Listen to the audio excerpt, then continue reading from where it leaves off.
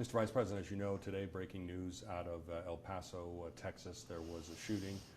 Multiple people were killed at a shopping mall.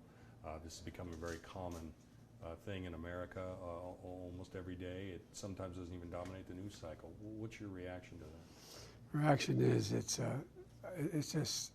actually sickening. It's easy.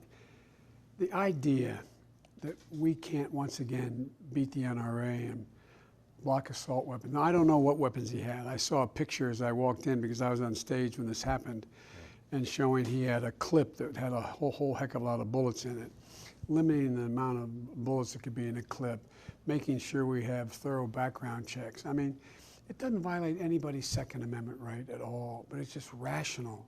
But not only the NRA, but the gun manufacturers, all they want to do is sell guns.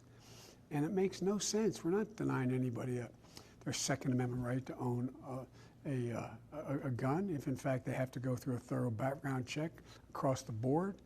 If they can't buy weapons that are only used to kill multiple people, what do you need that? If you need one of those weapons, if that was a weapon used, I don't know. Yeah. If that was a weapon used, there's not a whole lot of deer out there wearing Kevlar vests, you know what I mean? What do you need that for other than to kill a human being? Assuming that it was an assault weapon or just in general, would you support a ban on assault weapons in America? Yeah, I'm the guy that passed the ban on assault weapons in America and the crime bill, along with limiting the number of bullets that could be in a clip for a single weapon. Remember those kids in Columbine? The guy had 100 rounds. I mean, and so it makes no sense at all. But it was only for 10 years, and the Bush administration got elected and didn't reauthorize it. I strongly support it. And also, pistols that can have as many, those Glocks and what I think we have to do, Steve, we have to get to the point where this is not James Bond stuff. We're able to be in a position where the only person who could pull the trigger on a weapon is someone whose biometrics, in fact, match the trigger. That is able to be done now. We're going to get to the point where we have the capacity to do that without raising the cost of a hunting rifle or anything else in any significant way. We should also have requirements that, and that's the only weapons someday that should be able to be sold. And it doesn't deny anybody their Second Amendment right. You all should have responsibility that if you own a weapon, if you left your car outside with your keys in it and a kid comes along at 15 years old and takes it, you're liable. Well, why, if you leave a weapon around the house that's not locked up, doesn't have a trigger lock on it? And the irony is the significant portion of the NRA members agree with this stuff. Switching to politics, the debates that we've seen, a couple of the recent debates, I had to remind myself this is a Democratic primary because people were attacking Obama more than they attacked him when he ran, it seemed like. Did that surprise you when you're on stage there? That I would expect they would go after you, but they're going after Obama too. Well, it's the way they think they're going after me, I think. But I think the president was a great president. I think he's done an incredible job. And I think Democrats who attack him only feed fodder to help this president be able to continue his marauding ways in terms of just avoiding facing reality. And I was disappointed. And I hope we actually have a debate eventually where we can talk about the future. We can talk about competing plans on health care, on climate change, and the rest. They're legitimate arguments for debate. And but I was surprised. One thing that might differentiate you from former President Obama is the fact that you were in the Senate for so many years, and that you are known as somebody who can work across the aisle, can work with other people, can forge compromises. They sent you in when that was the thing that had to be done. You enjoy it more than the former president enjoyed it. Do you think what you talked about, consensus and forming consensus and getting to that, would be easier for you than it was for President Obama, who seemed to be opposed at almost every turn? Well, not necessarily, but I do think we have to be able to reach some consensus. And this is a different Republican Party than it was. I mean, you've covered it. This is not Paul Laxalt's Republican Party. Yeah. This is, and they were very conservative, but this is a party that, in fact, is a party that just wants to just demonize and separate us in ways to, look, President Trump is focused on his core constituency. If I'm elected president, I'm going to represent all Americans, Democrats, Republicans, and independents. And what we found in this last election, Steve, is that, as I said to you earlier, I went into 24 states that were purple and red states, campaigned for 69 candidates, taking on a specific issue of health care. We won 41 seats. What's happening is that the contrast with Trump has become so stark, that I think if those who aren't prepared to reasonably reach rational agreements, we just go out and we have to campaign against and defeat. And you know, you said if we can't find consensus, then we're in deep trouble. Well, look. Are we in deep trouble? Well, I think, we're not. We're in deep trouble right now. 4 years of this president will be an aberration. 8 years will fundamentally change who we are, because you cannot run we're the most heterogeneous democracy that functions in the world. India is theoretically more heterogeneous. We're a nation of immigrants. We're made up of people. You can't define for me what an American is based on race, religion, ethnic origin. You can't do it. You can only define it based on a commitment to a basic set of principles. It sounds corny, but we hold these truths. We, the people. That's the basis upon which we built everything. We've never fully lived up to it, but we've never abandoned it before. This president has just simply abandoned it. And what happens? He goes after Republican Congresses as badly as he does Democratic. Why?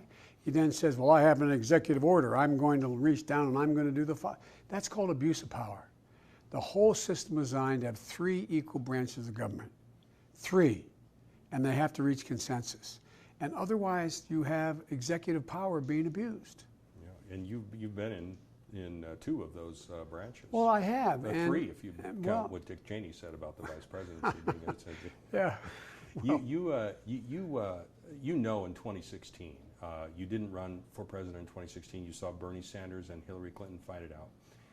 There was a phenomenon in which Bernie Sanders voters who were disappointed, who thought, for whatever reason, that he was denied the nomination illegitimately, decided either to stay home or, more incredibly, to vote for Donald Trump instead of Hillary Clinton. If you're the nominee, how are you going to bring those disparate wings of the party that we saw on full display during those conventions together? Well, fundamentally, I campaigned very hard for Hillary. I consider myself a friend to Bernie's. He was asking my advice during the process. The fact of the matter is that I think the people who stayed home were people who were frustrated by a whole range of things, some of which is the Democratic Party as a party stopped talking to their fears. There's a lot of really hard-working, middle-class people who, in fact, are worried about their future. And it's not because of a party, but it's because of this 4th industrial revolution we're going through. They're worried that although they have a job now, no one's speaking to what's happening. They see it coming. You know, we have more truckers, as one of the candidates said, and I've been talking about this for a long time, that in this state than a whole lot of other states. Well, they're being told they're going to be automated trucking. They're not going to have a job. What are we doing to tell them that this is what we're going to do to protect them, give them an opportunity? That's why we need continuing education. That's why we need to be able to reach out and let people know, I understand your fear, and here's an answer. And my dad used to say, half a win, Joe, is showing up. You got to show up and talk to these folks. And that's what I've always done. And look, but for 72,500 votes in 3 different states, Hillary would be president. So it's not like there's been those same people voted for Barack Obama, an African American, and Joe Biden, you know, an Irish kid from, you know, the East Coast. It's not like we just stopped talking to them, it seemed. Well, I know you're busy. You've got other events. So one last question on Sure. that point. We saw on that stage a generational divide. We see a lot in Congress, younger people, more diverse ethnicities. Is it more difficult to unite the modern Democratic Party with its liberal wing, its conservative wing, with minority members and white people? Is it more difficult to bring that together? No, I don't think at all. You know, there's that famous quote they tell me Will Rogers from years ago said. He said, I don't belong to any organized party, I'm a Democrat. Look, the thing about it is that if you look at the people who won in 16. You look at the vast majority of the Democratic Party. You look at all the polling data. The vast majority of the Democratic Party are not in any fringe. Now, don't get me wrong. The fact that we have really bright people like AOC and a lot of other people is healthy for the party. It pushes the edges. It pushes the envelope. But the vast majority of the party, the Democratic Party, all agree we have to do something about health care being a right. We have to move in the direction of doing something fundamental on climate change. We have to do something fundamentally about making sure that we're in a position that education is available, deal with student debt. We're all in that same, but the press, no criticism, the press after the last election in 16 said, well, the party has moved way left. No evidence of that. The number of people who won and were on what is the new progressives or whatever it's being called these days were people who won primaries in the Democratic Party. The people who won elections, and in fact, the vast majority were people who were mainstream liberal Democrats. Sounds good. Well, Mr. Vice President, thanks for taking the time. We really appreciate it, and we hope you'll come back in the future. Oh, I'll be back a lot because this is the gateway, man. You and I were early on in New Hampshire. You all have the key. And so no one's going to campaign harder to get the support of the caucus than me. Sounds great. Thank you very much. Thank you. Appreciate it.